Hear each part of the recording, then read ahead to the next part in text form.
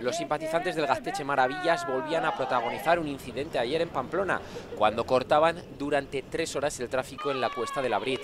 2 jóvenes se encadenaban dentro de un bidón de hormigón y más simpatizantes se sentaban con sus bicicletas ocupando la calzada. La Policía Nacional acordonaba la zona y agentes de la Policía Foral procedían a la liberación de los jóvenes anclados al bidón.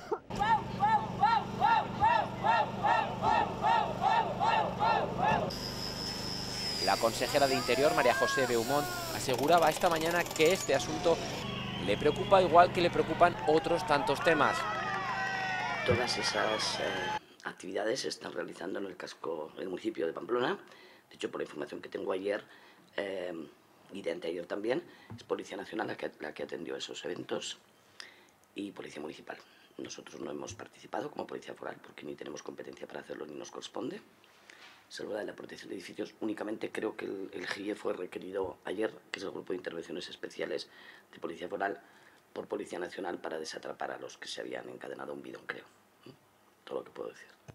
UPN registraba por su parte una declaración de urgencia pidiendo que se tomen medidas urgentes contra lo que califican de actos vandálicos protagonizados por los ocupas de Marqués de Rozalejo y que garanticen el normal funcionamiento de la ciudad.